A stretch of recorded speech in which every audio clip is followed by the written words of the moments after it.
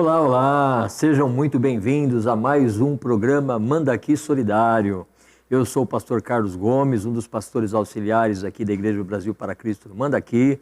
Nós estamos localizados aqui na Avenida Ultramarino 616. O dia que quiserem nos fazer uma visita, serão muito bem-vindos. Eu tenho certeza que Deus terá um recado especial para o seu coração no dia que você vier. Mas vamos lá, nós estamos aqui. O programa Manda Aqui Solidário faz parte da grade de programação do Manda Aqui Online. Você pode estar assistindo agora, terça-feira, às 15 horas, ou você pode assistir em qualquer outro horário. Te convido a dar uma visitada nos programas anteriores também. Tenho certeza que são assuntos de relevância dentro daquilo que a gente se propõe a falar e a fazer. E eu tenho certeza que tem dicas importantes ali para você também nos programas anteriores. Nós estamos hoje, mais uma vez, recebendo aqui o nosso irmão Rui Portela. Rui Portela, ele é o diretor do Instituto, um dos diretores, do Instituto José Sampaio da Silva, e vai hoje falar um pouquinho mais sobre o Instituto. Nós estamos numa programação em que, durante 4 semanas, a gente vai falar sobre o Instituto, já falamos sobre o GEAS, e falaremos nessas 4 semanas, que essa é a segunda, a partir de hoje, informações mais detalhadas daquilo que o Instituto José Sampaio da Silva promove. Então, Rui, fique à vontade. Amém. Bom, primeiro eu quero agradecer a Deus por mais uma vez nós estarmos aqui e poder falar para você que já assistiu anterior, já tem um pouco de informação, mas aquele que está chegando agora, eu vou tentar trazer um pouco para que você consiga entender todo um trabalho que foi realizado desde 1990. É difícil ter que passar tudo, porque muitas situações, muitos programas, muitos projetos, mas estamos tentando colocar aquilo que é relevante, para que você possa entender como que funciona uma instituição beneficente que está desde 1990 trabalhando com responsabilidade social. Isso é uma coisa bastante importante para que você conheça. Inclusive, nós vamos tentar mostrar alguns programas, e tem alguns programas que ele tem começo, meio, e não tem fim. Agora, tem uns que às vezes são interrompidos por circunstâncias que só Deus sabe. Nós entendemos que Deus tem seus propósitos, e Ele vai colocando nós numa direção que a gente saiba como conduzir.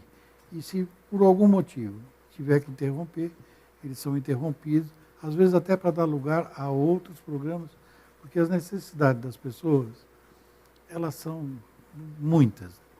E nós entendemos que a gente tem que fazer aquilo que é, às vezes, relevante para o momento e também de uma forma que a gente tenha condição de preencher aquilo com sustentabilidade. Ok? Então, vamos àquela questão que estávamos falando a semana passada, que eu me lembro que o pastor Carlos me perguntou como nasceu o Instituto José Sampaio. E eu consegui explicar, e agora eu queria retificar. E foi um grupo de evangélicos liderado pelo pastor Joel Estevanato e seu irmão advogado, doutor Odair Estevanato. Eles se reuniram para discutirem em como dar assistência às famílias carentes da região. Isso foi na época de 1988, quando o pastor Joel estava assumindo a nossa igreja, e naquela época já era feita alguma coisa, mas era feito pelas senhoras, né? Que naquela época já tinha a Jubrac, nos moldes daquela época, e elas já faziam alguma coisa. Porém, era importante que fizesse algo que fosse um pouco mais abrangente, que tivesse até uma organização mais para atender a própria legislação, e a gente pudesse, inclusive, começar a conquistar mais espaço, credibilidade, e aí foi quando eles montaram a instituição. Inclusive, é isso que eu quero que vocês comecem a notar. A presença do pastor Joel, ela foi muito importante em todo essa trajetória. Ou seja, ele sempre trouxe alguma direção e nós se organizávamos e fomos realizando. E isso foi muito importante para nós, né? Ô, Rui, deixa eu só te interromper um pouquinho. O trabalho, então, ele começou através de um grupo de irmãs que já fazia isso como ministério da igreja. Isso, exatamente. Né? Porque tinham no coração atender às necessidades de algumas famílias mais próximas. E com a chegada do Instituto foi meio que uma profissionalização do serviço social. Mais ou menos isso. Seria isso? Porque naquela época, até eu lembrei agora, era chamado de União Feminina. União Feminina. Naquela época era esse nome que era dado. Né? Posteriormente aqui depois veio a Jubrac e tal. A UFEBRAC, a UFEBRAC, né? desculpa. UFEBRAC. E aí, então, em 18 de julho, né, de 90, foi feita, então, uma Assembleia Geral e foi constituída o Instituto José Sampaio, como também já falei, que levava, na época, o nome do pastor José Sampaio da Silva, que foi o antecessor e que Deus o recolheu. Então, em memória a ele, nós demos o nome de José Sampaio da Silva e até hoje permanece. Né? Né? Então, basicamente, era essa a retificação. Então, continuando, vamos entender que existiu épocas, né? Então, por exemplo, de 90 até 96, nós então começamos a definir alguns programas. Distribuição de cestas básicas, frutas, verduras, legumes, roupas, agasalhos.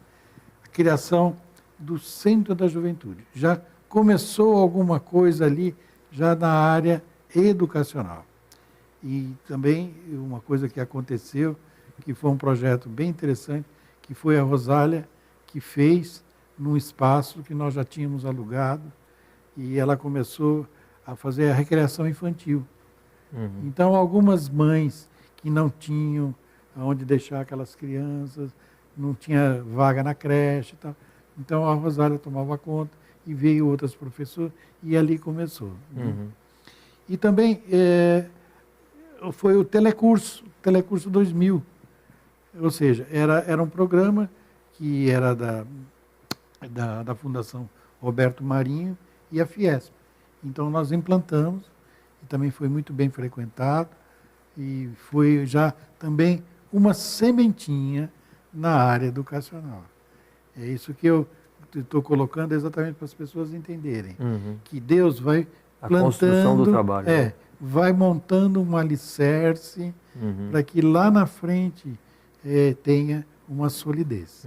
Né? O telecurso, as aulas eram ministradas no Instituto? Era lá no Instituto, inclusive hoje, onde está a Missão Desafio. Era lá naquele prédio, na parte de baixo, nós tínhamos as salas de aula ali. E era ali que era feito o Telecurso 2000. Poxa vida, que bacana, e né? aí foi bastante interessante. Uma forma de aproveitar um programa do governo federal, né? Não, era do Estado, né? Esse era do Estado? Era do Estado, porque a Fiesp que... Sim, da Federação das Indústrias do Estado de São Paulo. Exatamente. Então, assim, aproveitando esse programa do governo estadual e dando acesso às pessoas da comunidade que talvez não tivessem nem ideia que teriam acesso e direito a esse programa. Exatamente. Né? Porque também naquela época não tinha o Enseja, né? O Enseja veio depois. Que era mais ou menos também uma boa forma de alfabetização. Né? Sim, sim. Nessa época ainda existia o Mobral ainda? Você lembra? Sim, ele estava exatamente se dissolvendo, né? E aí foi quando surgiu o Telecurso e dali então depois apareceu o Enseja. Tá? E também fizemos naquela época o Sopão da Madrugada, né? Que é coisa que ainda é realizada ainda de uma certa forma, um tamanho menor, mas continua. E também uma coisa que era interessante, surgiu o encaminhamento de drogados. Né? Então, foi quando, lá na frente, eu vou falar de um parceiro que trouxe um modelo diferenciado das casas de recuperação. Tá? Então, continuando, aí é que eu gostaria de, então, nós falarmos da criação, certo? Da criação do Instituto José Sampaio da Silva. Da escola. Você chegou a conhecer o Instituto? Eu não conheci, eu ouvi falar. É. Eu cheguei aqui na igreja em 2007, né? 2007, eu creio que já não existia mais, né? Inclusive eu estou devendo, eu faço questão de trazer, porque hoje eu não consegui localizar. Eu tenho uma foto que o Instituto, o IEJA, no caso, ele foi feito lá no prédio da Missão Desafio. Antes não existia. O IEJA era ali. Uhum. Né? E uma das primeiras alunas, né, foi Michele, Thalita, as filhas do pastor Joel. Filhas do pastor Joel. Exatamente. Então eu tenho, na próxima vez eu vou trazer para vocês, inclusive, saberem, e aqueles que não sabem, que relembrar daquela época. Tá? E o IEJ nasceu como? Você me mostrou aí uma construção, né? Apontando para a educação. Exatamente, foi mais ou menos isso. O pastor Joel, dentro daquilo que ele já entendia, que poderia fazer algo maior, aí, conversando com a Rosália e comigo, falou, olha, vamos abrir uma escola. Né? A ideia foi essa. Uhum. E a gente achou que a ideia era grande, mas com Deus a coisa aconteceria, né? Uhum. E aí então começamos a pesquisar de como fazer, a legislação e tal. Aí começamos a conhecer pessoas que vieram nos ajudar, e aí demos entrada na documentação, e pela fé a gente foi indo. Foi tão interessante nessa questão pela fé, que foi assim, nós montamos, entregamos a documentação, ela estava para ser aprovada, e nós divulgamos, fizemos a matrícula das alunas e alunos, e a publicação, ela deveria sair para a gente fazer o Instituto funcionar. Uhum. Então nós marcamos uma data de inauguração e a publicação não tinha saído. E eu me lembro que a pessoa que estava encarregada de ficar acompanhando o Diário Oficial foi o Capela, o pastor Capela. Que naquela época era em papel, Era né? em Você papel. tinha que ir lá comprar o Diário Oficial e acompanhar ali as publicações. Então, no dia da inauguração, ele no escritório dele que ele tinha lá no centro da cidade, naquela época ele tinha lá, ele pegou, ligou e avisou. Saiu a publicação. Olha só. Quer dizer, mas foi coisa de Deus, porque nós, é claro, estávamos naqueles dias em campanha de oração, tinha todo um processo, o pastor Joel, a Rosália. Tudo pronto para a inauguração, porém aguardando uma liberação. Precisava da liberação. Mas Deus é tão fiel, é tão verdadeiro, que nós acreditamos, e Ele colocou a publicação no dia certo e começamos.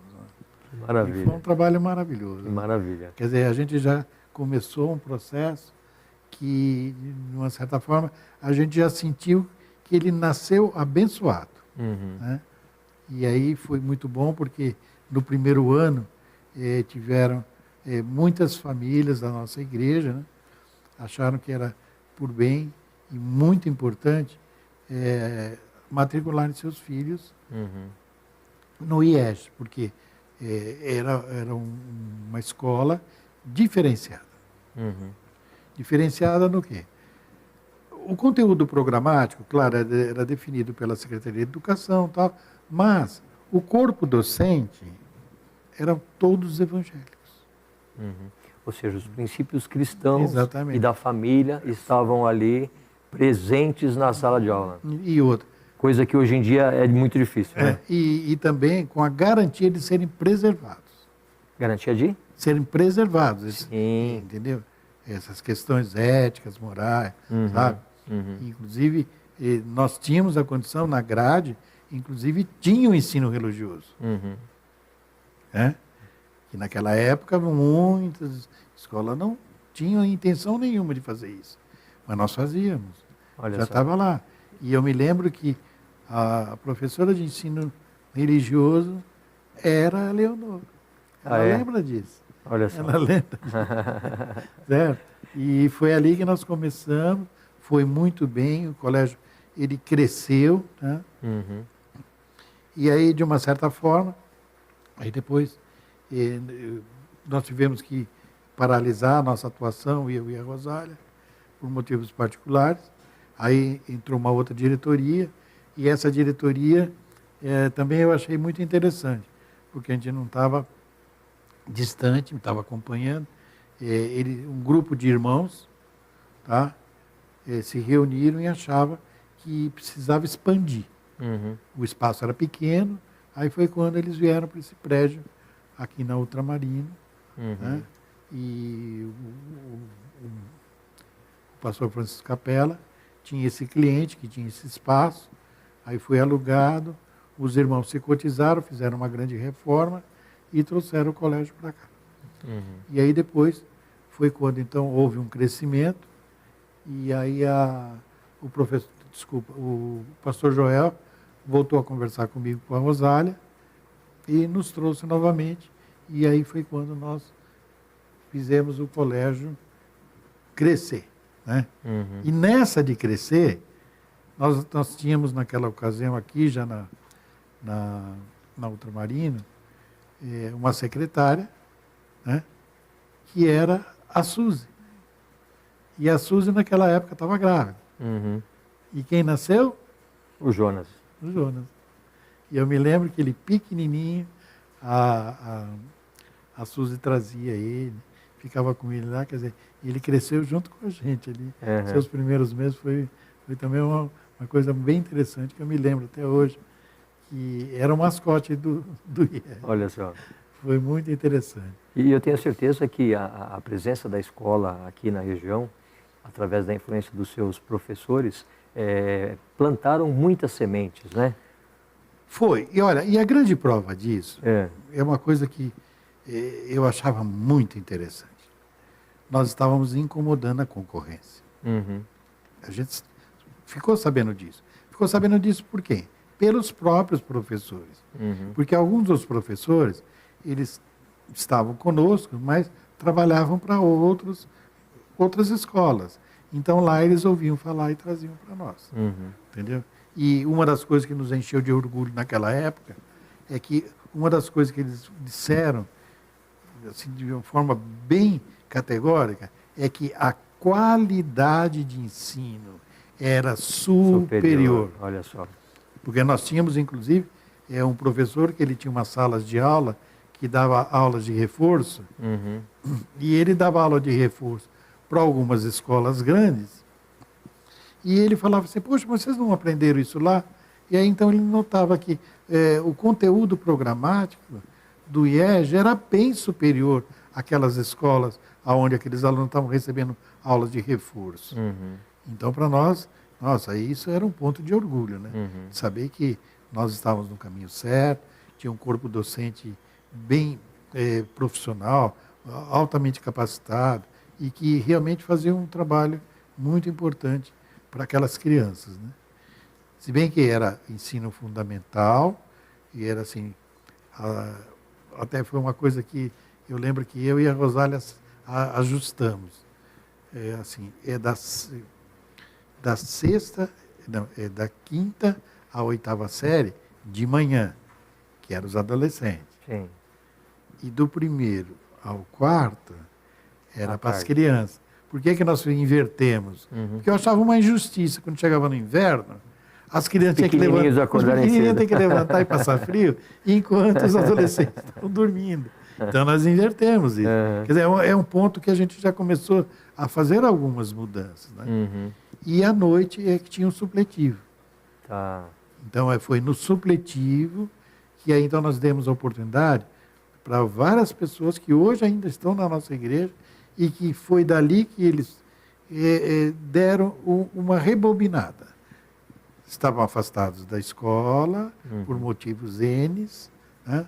Porém, com a escola tiveram a oportunidade de voltar a estudar, fazer através do supletivo, eliminando então o ensino fundamental, e aí depois passaram a fazer faculdade, se formaram, Olha só. mas o impulso foi exatamente. Sim, a base foi exatamente. o supletivo do IEG. Exatamente. Uhum. Porque, estando na igreja, falando, opa, peraí, vamos estudar, e depois no amanhã a gente volta até cursar uma faculdade e tal. Sim. Né? Foi coisas que muitas fizeram. Bacana, uma participação importante aí no campo da educação, né, Rui? Exatamente. Então, para nós foi muito importante. Agora, lamentavelmente, ele teve que ser fechado, mas foi circunstâncias de mercado, porque era um colégio que tinha a sua mantenedora, que era o próprio a Associação Beneficente, né? Mas não tinha um número suficiente de alunos. Então, a questão financeira, ela começou a ficar um pouco prejudicada. Né? Então, como nós não podíamos ficar devendo de forma alguma, a gente foi levando. Uma decisão difícil, porém necessária, né? Exatamente. Porque, na verdade, também é uma coisa que acontecia e até hoje ainda acontece. E as escolas, inclusive, elas passam por esse problema tranquilamente. É a questão da inadimplência. Sim. Quando o país passa por uma dificuldade financeira, na própria economia, o que é que acaba acontecendo? Os pais deixam de pagar a escola. Sim. E aí, o que acaba acontecendo? As escolas começam a ficar numa situação prejudicada. Sim, porque não tem de onde tirar receita, né? Porque, veja bem, você tem, que naquela época, até eu me lembro, nós tínhamos um corpo docente de 22 professores. Acho bastante. Então, você imagina a folha de pagamento. Qual era o tamanho dela, né? E a responsabilidade pela CLT é muito grande. Sim, com certeza. Então, foi quando a gente foi tentando, porém, o mercado não respondeu, porque o país estava passando por dificuldades, então não tinha muita matrícula. Aí foi indo, chegou uma época que achamos por bem, e até eu me lembro que eu participei muito desse processo, na questão técnica, né? E nós entramos em acordo com a Secretaria de Educação que nós interromperíamos assim, temporariamente. Né? E aí foi quando, então, fizemos um acordo com todos os funcionários, tá? E encerramos temporariamente. Liquidaram tudo que precisava ser liquidado. E aí, com o tempo, fomos liquidando. Sim. Hoje não temos nada, absolutamente nenhum. E o sonho não acabou, né, Rui? Não. Porque assim, a gente não vai falar muito disso aqui. Não, mas eu só queria completar o seguinte. É isso que eu gostaria de chamar a atenção agora. Porque de lá para cá, o que aconteceu? A gente ficou, de uma certa forma, um pouco frustrado. Porque a intenção era dar continuidade, mas vamos respeitar que Deus tem seus propósitos. Sim. Certo? Então nós aceitamos, demos a continuidade, e o pastor Joel, depois de alguns anos, ele ainda pensando... Isso arde no coração dele ainda. Exatamente, arde. Porque o que aconteceu? E eu sei, é que depois que as filhas casaram, e aí então nasceram os netos, aí ele começou a se preocupar. Puxa vida, meus netos não vão ter a mesma escola que minhas filhas tiveram?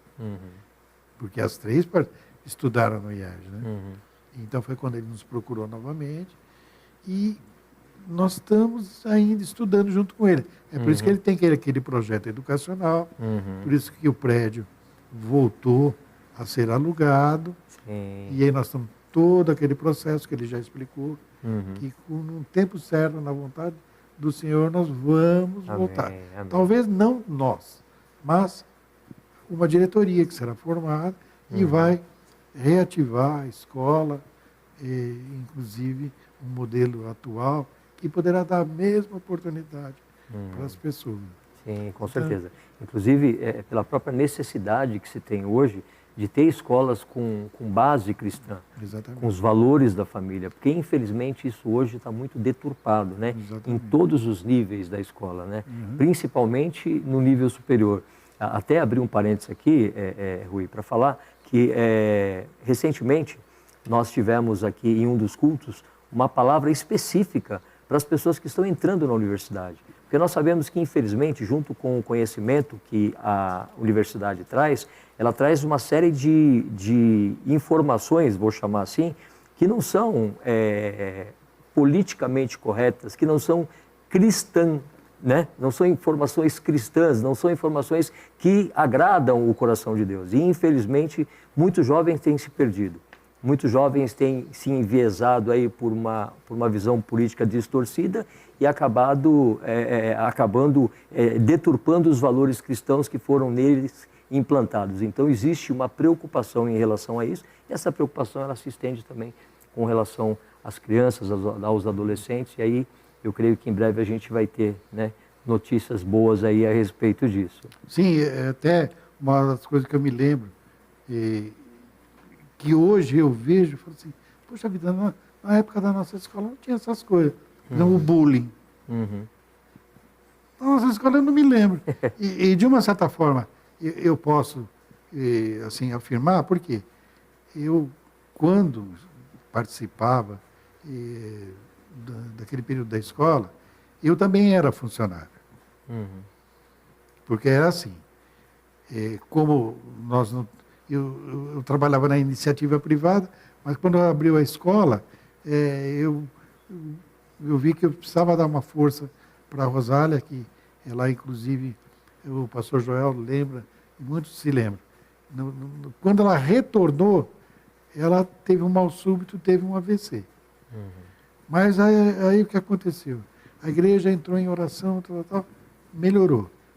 Só que ela ficou com pequenas sequelas. Aí eu trabalhava fora. Aí eu falei, não, eu vou dar uma força. Então, como eu era autônomo, então eu podia, algumas horas do dia, ajudar. E aí eu comecei a ajudar. Entrei em um acordo na empresa, me afastei e comecei. Aí a diretora, que era a dona Lília, ela falou assim, Rui, mas não tem sentido. Você fica o dia inteiro aqui, trabalhar de graça mesmo. Como é que você vai manter teu carro? Como é que você... Né? E eu falei, isso aí é com a Rosália, ela que é a diretora, ela que resolve. Aí foi quando, eu me lembro, que como eu vim, inclusive, da iniciativa privada, eu trabalhava em provedor de internet, então eu já tinha muita informação sobre informática. Então eles me deram as aulas de informática e também à noite, que tinha o supletivo, então tinha que ter um coordenador. E você passou a trabalhar como coordenador ali? Era coordenador. Maravilha. E nas horas vagas, eu também era o cara da manutenção. Então, esses 3 grandes salários, sabe, que somando não dava quase nada, e por causa da deficiência, e a Rosália, por ser minha esposa, ela nunca me pagava. Ela pagava todo mundo, menos eu. E eu aceitava e achava razoável, porque eu sabia da necessidade, da dificuldade financeira. Mas para mim o importante era estar sendo útil e podendo ajudar de qualquer forma. Que bom. Então a gente estava sempre muito presente no dia a dia da escola. Então essa questão do bullying me chamou a atenção, que na época não existia, sabe? Tinha, lógico, algumas brincadeiras que a criança faz, adolescente também faz, mas não chegava a esse ponto, não. Você vê, mas por quê? Por causa da metodologia que era dada pelos professores. Né? Era mais uma questão cristã mesmo. Tá certo. Em relação ao IEG, você tem mais alguma informação para trazer para a gente hoje? Não, hoje ainda não tenho. Estamos aguardando mesmo. Não, em relação àquilo que já foi feito no passado. Tem alguma coisa que você gostaria de comentar ainda, antes da gente partir para o próximo tópico aí? Olha, deixe-me lembrar.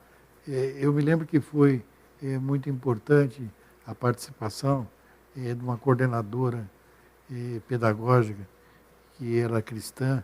Ela é uma pessoa que ajudou muito. Ela veio do Colégio da Polícia Militar. Para você ver como Deus, ele investiu bem, sabe? Ele trazia pessoas qualificadas super qualificadas. Você vê, trazer uma coordenadora do Colégio da Polícia Militar, que há muitos anos era uma coqueluche de São Paulo, sabe? Em termos de qualidade de ensino. Né? E ela trabalhava para nós também. E, então, você vê, nós tínhamos um corpo docente de muitos profissionais muito bons, sabe? Foi muito importante aquilo. E isso nos dava assim, uma certa tranquilidade, né? Certo. Porém, é claro, trabalho nunca faltou, mas também uma coisa que a gente achou muito importante é a forma de observar o trabalho dos professores, ou seja, tá junto, sabe? E não à distância, sabe? Deixando o barco correr, não, nós estávamos ali muito presentes. Foi uma coisa que, de uma certa forma, até me garantiu, e garantiu mais ainda para a Rosália, um pouco de experiência. Né? E até, quando eu falei a semana passada, daquele curso que nós demos naquela carreta, então a experiência do IES, nós levamos para a carreta. Ótimo. Você entendeu? Foi importante todo um processo de aprendizado. Que bom. E vamos orar. Eu gostaria de um dia ainda ouvir falar que a escola reabriu, tá? E que vai atender novamente a nossa comunidade. Amém. Em nome de Jesus, vai sim. E dar um ensino de qualidade. Amém. Isso para nós vai ser bastante importante. Amém. Então, basicamente é isso. Ok. Então, agora concluindo, né, a sequência dos programas que foram implantados naquela época, por exemplo, em 2001, que eu já falei na outra oportunidade, nós tínhamos o programa do leite, até aí tudo bem. Mas tinha um programa que eu achava super interessante, para você ver, às vezes o governo ele faz determinadas coisas boas e depois acaba, nunca mais aparece. Que era o programa Alimenta São Paulo.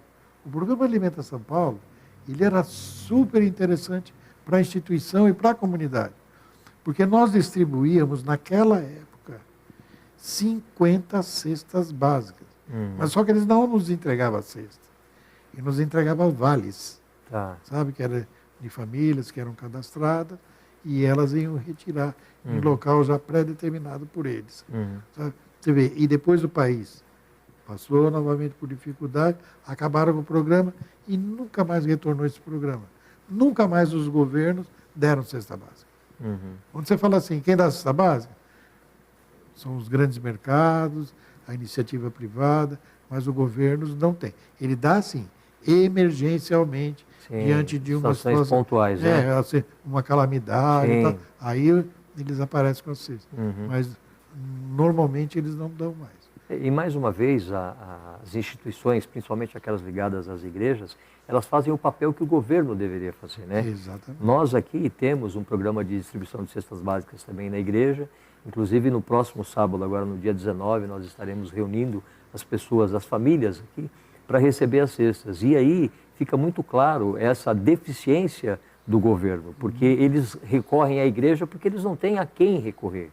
Não é verdade? E nós acabamos com muita alegria, né, podendo participar desse projeto. Nós tivemos agora, terminamos no domingo passado, no sábado, na verdade, a Semana Solidária, que é aquela semana onde nós, como membros da igreja, como participantes da igreja e principalmente das pessoas que fazem parte dos grupos pequenos. Então, o Rui sabe, mas para quem não sabe, os grupos pequenos são chamados GEMES, né, que é o Grupo de Evangelismo e Maturidade Espiritual.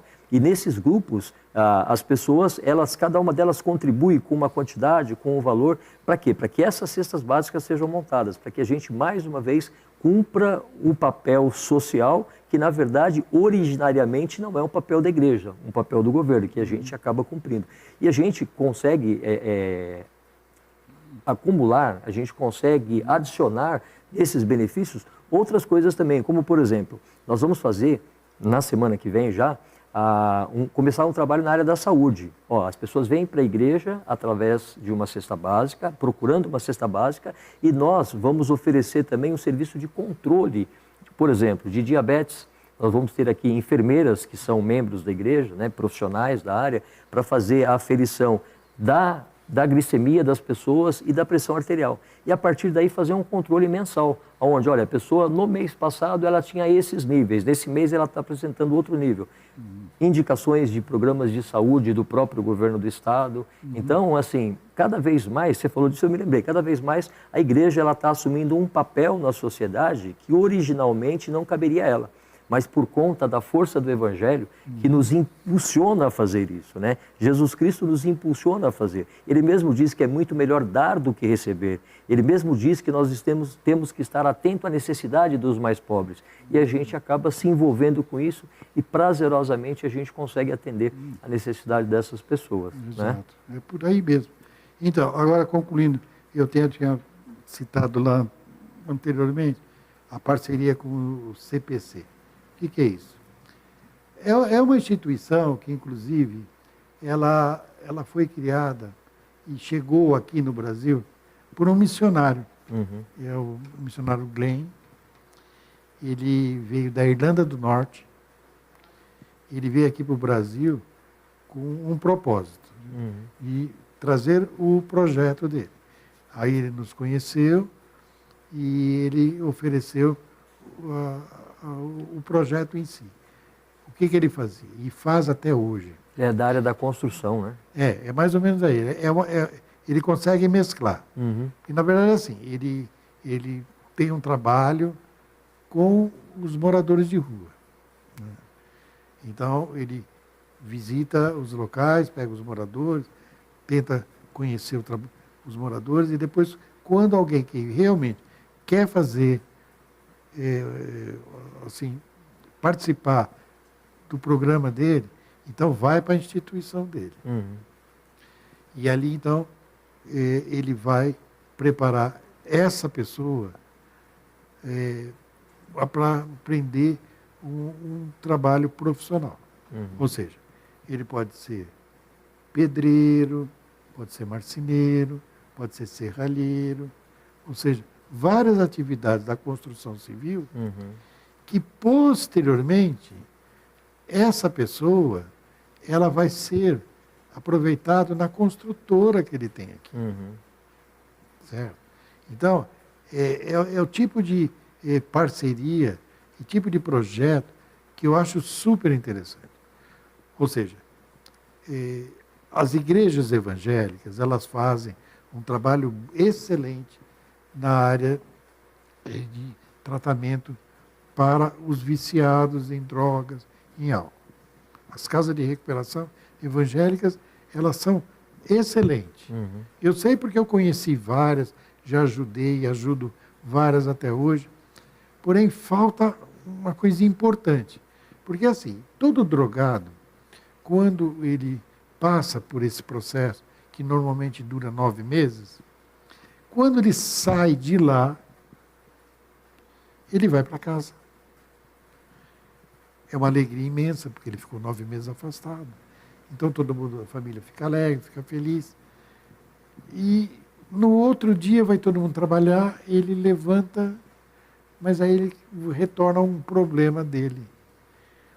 Ele tinha se afastado da escola, ele não tem um currículo, ele não tem uma profissão. Então como é que ele vai arrumar emprego? Então ele fica em casa. Aí ele fica em casa um dia. Ele está exposto novamente. Então ele fica em casa um dia, fica em casa 2, 3. Aí, um belo dia, ele resolve sair. Aí ele chega na esquina e encontra com os velhos inimigos que levam ele novamente. E no caso do Glenn é diferente. Enquanto ele estiver passando por aquele processo de internação durante aquele período, ele vai aprender uma profissão. Sim. Aí, quando encerra aquele período, ele não vai voltar para casa, definitivamente. Ele vai ser convidado a trabalhar na construtora do Glenn. Porque ele tem uma pequena construtora que presta serviço para pessoas físicas e algumas pequenas empresas, e ele faz parte dessas equipes que, às vezes, numa obra, ele dorme no alojamento e nos fins de semana que ele vai para casa e tem um convívio com a família. Trabalho de socialização muito bonito. Exatamente. É isso que é uma coisa bem importante para fazer com que o drogado, o viciado, quando ele passa por esse processo, depois, quando ele sai de lá, ele precisa de algo que é super importante. É dignidade. Sim. Tem que trabalhar, é exatamente isso. Então ele quer trabalho, ele quer voltar a estudar, ele quer reconstruir a vida dele. E é exatamente isso que a parceria que nós tínhamos com o Glenn, e até hoje ainda nós temos. Toda vez que eu tenho algum caso, eu entro em contato com ele. E eu até achei interessante, quando eu conheci o processo, teve uma coisa que me chamou a atenção, eu fiquei até curioso, falei, mas Glenn, como é que você deixa o cara uma semana, porque logo na primeira semana, ele não vai lá para a instituição, que geralmente que é lá no interior. Né? Não, ele tem aqui próximo, ele tem um galpão que tem lá uns quartinhos com sanitário. Né? Então, vai para a triagem, que ele fala. Então, a pessoa vai ficar lá uma semana. E ele não faz nada. Fica lá descansando. Fica lá descansando. Ele come, bebe, dorme e fica lá no cantinho dele. E o Glenn tem sempre um evangelista que conversa com todos eles todos os dias, né? Que acompanha. E eu falei, mas Glenn, o cara vai ficar sozinho, sem fazer nada. Aí ele falou para mim, meu irmão, morador de rua, não fazer nada é o que eles mais fazem. Então, não é incômodo para ele. Não é, sabe, uma terapia chinesa. É uma coisa que eu quero que ele se conscientize. Porque depois de uma semana eu vou ter uma conversa bem franca com ele. Você quer ir mesmo? Se ele vai ou não, exatamente. Porque para eu te levar para lá e depois de 2 dias você pedir para voltar, você vai tirar o lugar de outro, como também vai me gerar custo. Então, é esse processo e é assim que a coisa funciona. Maravilha. Aí eu comecei a entender que realmente ele tem um projeto que ele é bem elaborado. Né? E, acima de tudo, ele também é uma pessoa cristã, ele é uma pessoa, sabe, que ele tem Deus no coração e ele faz questão de fazer com que todos passem pelo processo e estejam ali presentes em todos os cultos, todo dia, sabe? É um processo, né? Maravilha. É muito interessante. Então, foi essas parcerias que nós tivemos. Nós vamos falar em outros programas de outros parceiros, mas eu quis trazer agora para que vocês conheçam coisas importantes que o Instituto fez nesse breve passado, que é muita coisa, pessoal. É interessante. Mas vai dar para falar bastante coisa. Maravilha, basicamente era isso que eu tinha que colocar hoje. Tá certo, Rui. É sempre bom a gente ouvir, porque assim, quando fala de coisas do passado, às vezes alguém pode dizer, poxa, mas está falando de coisas do passado. O que a gente está falando de passado representa o presente transformado de muitas pessoas. Exatamente. Aquilo que foi feito no passado reflete hoje no presente de muitas pessoas e certamente vai refletir no futuro também. Porque, na verdade, quando a gente fala de fazer um trabalho social, a preocupação não é só com o trabalho social em si, mas a preocupação é com a pessoa que é alvo do trabalho social. E isso faz toda a diferença. Então, as sementes, como eu falei no caso das professoras lá do Instituto, as sementes que foram plantadas, elas frutificaram e algumas aí se tornaram em árvores frondosas, mesmo que os nossos olhos não alcancem. Não é? Eu aprendi, trabalhando nessa área, que a ansiedade que gera, a expectativa por resultados, ela é muito ruim se a gente não souber lidar com ela. Até o dia que eu coloquei os olhos com mais atenção em Romanos 10, quando fala que, olha, foi Paulo quem pregou, Apolo regou e quem dá o crescimento é Cristo. Então, assim, nós sabemos que a nossa parte, ela é muito pequena em relação ao processo como um todo, mas ela é muito importante. Apesar de pequena, ela é muito importante.